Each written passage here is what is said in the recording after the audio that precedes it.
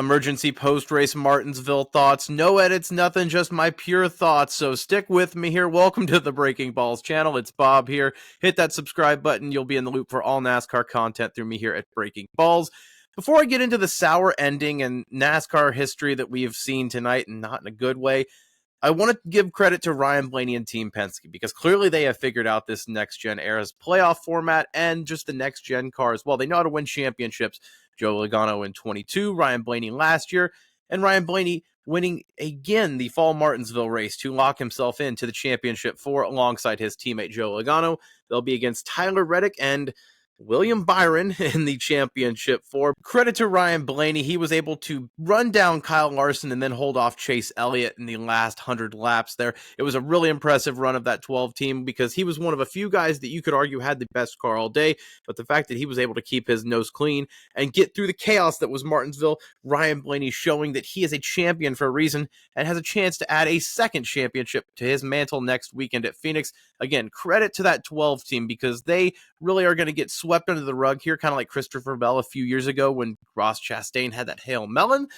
But really, Ryan Blaney should be the focus here, because he held off a lot of talent with Chase Elliott, Kyle Larson. Unfortunately, we're talking about the 30-minute delay post-race to find out that William Byron was in the playoffs. Now, I'm not going to be very positive here, unfortunately. I don't think many people are. Again, before I get into all of this, I want to be very clear. Both sides are at fault here. Both sides should not be in the playoffs, if you ask me. If you ask me, as NASCAR Race Control Bob here, the 1 car, the 3 car, the 20, the 23, and the 24 all should have been disqualified for race manipulation. It was clear that manufacturers had their hands in the finish there, with Toyota telling Bubba Wallace to fake a tire going down toward the end there, nearly causing a spill at the white flag on the front stretch with William Byron and the rest of those cars. Wallace then had Bell go around him in turn 3. Bell rode the wall, Hail Melon-esque, to get himself into the championship round. We were all stunned, I think, on the broadcast when it happened originally. Wait, Christopher Bell made it? What?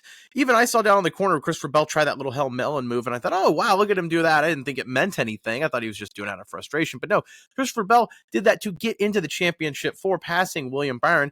And laps leading up to that, 5-10 laps leading up to that, you had William Byron holding off not only Austin Dillon, not only Ross Chastain, but Brad Keselowski as well. And he was a turtle out there. Clearly the Chevy manufacturer fix was in. They clearly were on the radio telling the 1 and 3, hey, you know the deal. You know the deal with him. Just stay, keep your pace, keep your pace.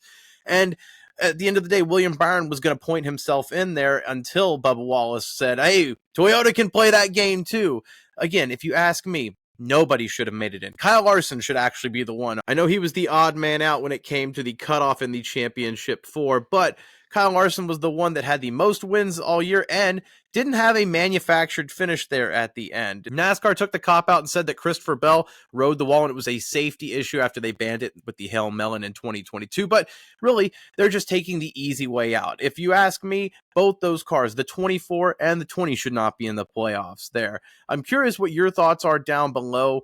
Do you think NASCAR got it right? Do you think William Byron should be in the playoffs? Do you think Christopher Bell should be in the playoffs? Or do you think Kyle Larson should be?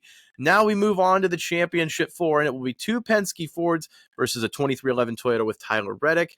And of course, William Byron's Chevrolet for Hendrick Motorsports. It seemed like Martinsville in the spring was all about Hendrick Motorsports team camaraderie, that ruby red, all 4 cars. It went 1, 2, 3, had all those employees out of the track. It was all kumbaya.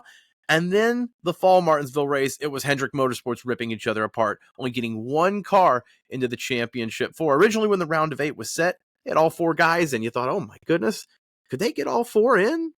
Now, they're just lucky to get 1 guy in off of a technicality, when really it shouldn't even be the 24 car. But alas, William Byron will be racing for a championship next weekend. I'll have all the coverage here at Breaking Balls for Phoenix. Christopher Bell, Denny Hamlin, Kyle Larson, and Chase Elliott's championship hopes end at Martinsville. Overall, I thought the racing, it was actually the best race we've had next-gen-wise at Martinsville. If you ask me, I thought the racing, the tire fall-off was decent. There was a lot of race strategy. You saw guys able to get around each other, even on the outside lane, which has been very rare the last few years at Martinsville. So I thought the racing itself was pretty good.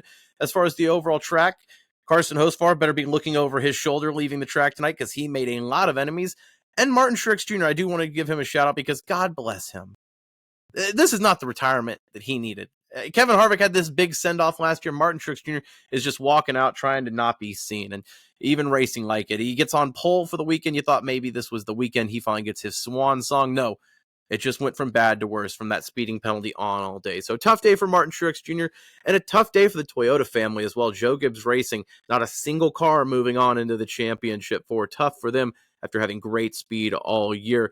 Let me know your thoughts down below, though, again, of Martinsville and who you think is going to win the championship. Stay tuned for more here at Breaking Balls. The championship is here. One race left in each of the NASCAR series. It flew by fast, but we'll get through the offseason together, I promise. Stay tuned for more.